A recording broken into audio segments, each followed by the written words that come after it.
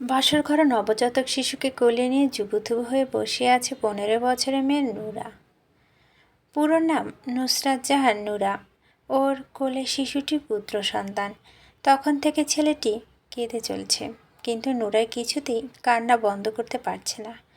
বাচ্চাটা তো ওর নিজের সন্তান না, আর বাচ্চা সামলানোর অভিজ্ঞতা ওর নেই।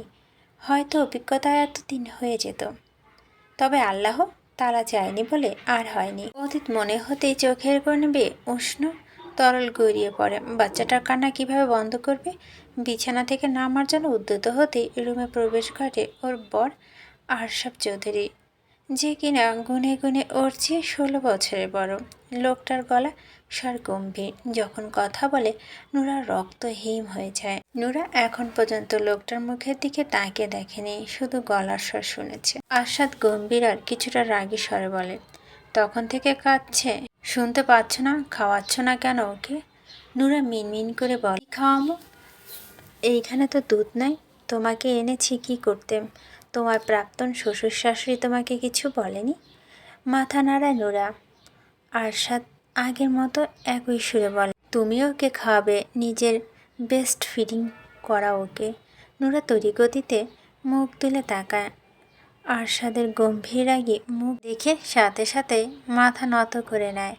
30 মিনিটের মধ্যে ওকে ঘুম পাড়াবে। 30 মিনিট পর আমি রুমে আসব। মাথা নাড়ায় নূরা। আরশাদ রুম থেকে বেরিয়ে যায়। নূরা বাচ্চাটাকে নিয়ে বিছানায় উঠে বসে। আবার বাচ্চাটাকে ফিডিং করাতে শুরু করে। প্রথমে অবশ্য ওর অস্বস্তি বোধ হচ্ছিল, বারবার সরিয়ে নিচ্ছিল বুক থেকে। বাচ্চাটা খেতে পেয়েও আবার না পেয়েও আগের চেয়ে জোরে জোরে কাঁদতে শুরু করেছিল। আরশাদের ভয়ে নিজের সব অস্বস্তিবোধ দূরে ঠেলে খাওয়াতে শুরু করেছে। ঠিক 30 মিনিট পরই রুমে আসে আরশাদ। বিছানার দিকে তাকিয়ে দেখে ওর ছেলে আব্রাহন ঘুমিয়ে গেছে, আর নূরা আব্রাহন পাশে শুয়ে আছে। এই মেয়ে, ঘুমাতে বলেছি তোমাকে আমি? মাত্রই শুয়েছি তো নূরা। চোখেও ঘুম ধরা দিয়েছিল।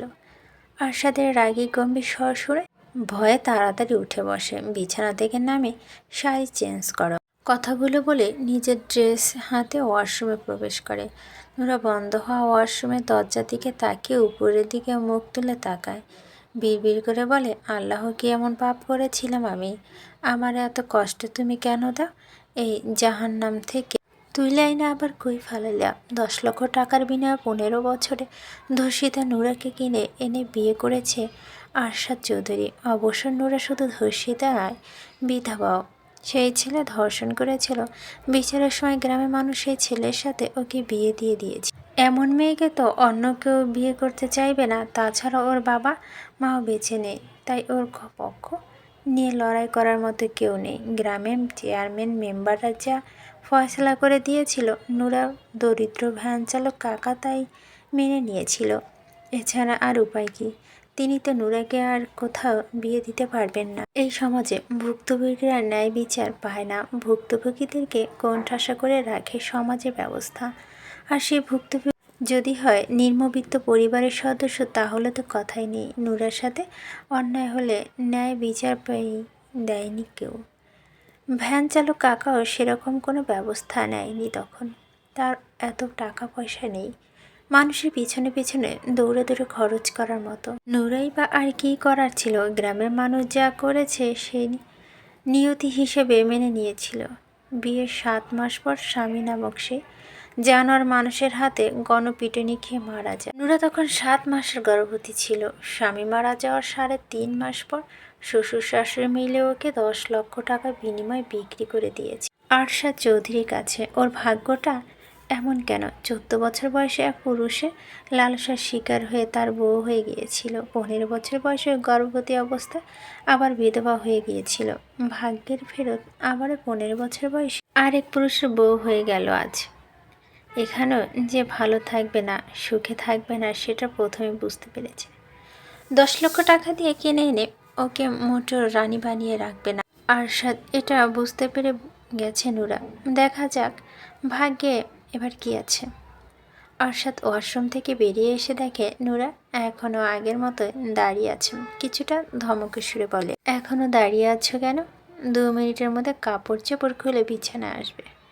কথাগুলো বলতে বলতে মেন লাইট অফ করে ডিম লাইট অন করে বিছানায় বসে। নুরা যেন বরফের মতো জমে গেছে, ওর মধ্যে একটু নড়াচড়া নেই, শ্বাস বোধ হয় নিচ্ছে না। আরশাদ পুনরায় ধমক দিয়ে বলে, এই মেয়ে, কথা কানে যাচ্ছে না? কি বলছি আমি? 2 মিনিটের মধ্যে আমি যেভাবে বলেছি সেভাবে চাই তোমাকে আমার সামনে। আব্রাহামকে বুকে আলকে ধরে একপাশে জড়সড় হয়ে শুয়ে আছে নুরা। আব্রাহাম এতক্ষণ জেগেই ছিল, একটু আগে ঘুমালো। ছোট মেয়েটা লাজুক দেহখানা ব্যথায় জর্জরিত হয়ে আছে। চোখের কোণে বেয়ে গড়িয়ে পড়ছে পানি, তবে কান্নার শব্দ নেই। নেই কোনো অভিযোগ। যন্ত্রণা দম বন্ধ হয়ে আসলেও শ্বাস ফুরাচ্ছে না। জীবন ওকে যা দিয়েছে তার চেয়ে বেশি কেড়েই নিয়েছে। আনন্দের চেয়ে কষ্ট বেশি সহ্য করেছে। চোখ তুলে আরশাদের দিকে তাকায়। লোকটা উপর হয়ে শুয়ে আছে, মুখ ওর দিকে ফিরিয়ে রাখা, গম্ভীর রাগী চোখ মুখ এখন শান্ত। লোকটা ভীষণ পাষাণ, ওকে অনেক কষ্ট দিয়েছে। একটু দয়া মায়া নেই লোকটার মধ্যে। চোখ বন্ধ করে নেয় নুরা, ডুবে যায় সেই সন্ধ্যায়। নুরার কাকি হাঁস মুরগি পালন করেন। সন্ধ্যা হয়ে যাওয়ার পরও হাঁসগুলো খাল থেকে উঠে আসলো না বাড়িতে। কাকি হাঁসগুলো ধাওয়া দিয়ে বাড়িতে নিয়ে আসার সময় নুরাকে খালে পাঠায়। বেশি দেরি হয়ে গেলে শেয়াল ধরে ধরে খেয়ে ফেলবে, নয়তো মেরে ফেলবে। হাঁসগুলোকে ধাওয়া দিলেই খাল থেকে তুলে নেয় নুরা। নিজে যখন উঠতে যাবে তখন হুট করে ওর সামনে এসে দাঁড়ায় অনেক। ছেলেটাকে দেখে চমকে ওঠে নুরা। দ্রুত পায়ে চালিয়ে চলে যাওয়ার চেষ্টা করলেও আচমকা ওকে চেপে ধরে। সন্ধ্যা হয়ে যাওয়া, আশেপাশে কেউ ছিল না তখন। খালের আশেপাশে বাড়িঘর নেই। নুরা একটা চিৎকার দিতে পেরেছিল, তবে সে চিৎকার কারো কানে অবধি পৌঁছায়নি। মাগরিবের আজান হচ্ছিল চারদিকে। 14 বছরের হ্যাংলা পাতলা নুরা 25 বছরের এক তাকড়া জোয়ান ছেলের সাথে পেরে উঠছে না। অনেক নামা নরপশুর লালসার শিকার হয় সেই সন্ধ্যায়। নুরার কাকি বাড়ির সব কাজ শেষ করে ছেলেকে নিয়ে নুরাকে খুঁজতে বের হয়। ওনার ভীষণ রাগ হচ্ছিল নুরার উপরে। নুরা কাকা তখনও বাড়িতে ফেরেনি। নুরা এমনিতেও কোনো দিন সন্ধ্যার পর বাড়ির বাইরে থাকে না।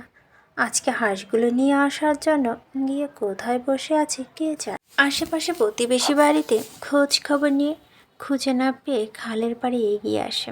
গলা ছেড়ে মা ছেলে নুরার নাম ধরে ডাকতে শুরু করে। ডাকাডাকির এক পর্যায়ে টর্চ লাইটের আলোয় খালের আশেপাশে নজর বুলায়। খালের পাড়ে তৈরি হওয়া ছোট ছোট আগাছা ঝোপঝাড় নড়াচড়া করছে। কৌতূহল নিয়ে দুজন আগায় ঝোপের দিকে। শেয়াল বা কুকুর হতে পারে, তবুও মনে সাহস যুগিয়ে আগায় দুজন। কাছে এগিয়ে আসতে তড়িৎ গতিতে উল্টে ঘুরে দাঁড়ায় নুরার 13 বছরের চাস্তো ভাই নূর নবীর। নুরার গায়ে কাপড় নেই, ওড়না দিয়ে হাত মুখ বাঁধা, জামা দিয়ে পা বেঁধে রাখা। হাতের সাথে উল্টো করে উঠে দাঁড়ানোর কোনো উপায় নেই। নুরার কাকি নুরার অবস্থা দেখে শকড হয়ে দাঁড়িয়ে আছে। নুরার সাথে কি হয়েছে বুঝতে একটু বাকি নেই। নুরার সামনে ছটফট করছে আর গড়াগড়ি খাচ্ছে। গড়াগড়ি খাওয়ার কারণে আগাছাগুলো নড়ছিল এতক্ষণ। কাকি দ্রুত নুরার হাত পা খুলে কাপড় পরিয়ে দেয়। ব্লিডিং হচ্ছে এখনও, শরীরে বিভিন্ন জায়গায় দাগ। নুরা কাকিকে জড়িয়ে ধরে হাউমাউ করে কেঁদে ওঠে। নূর নবী তখনও উল্টো ফিরে দাঁড়িয়ে আছে।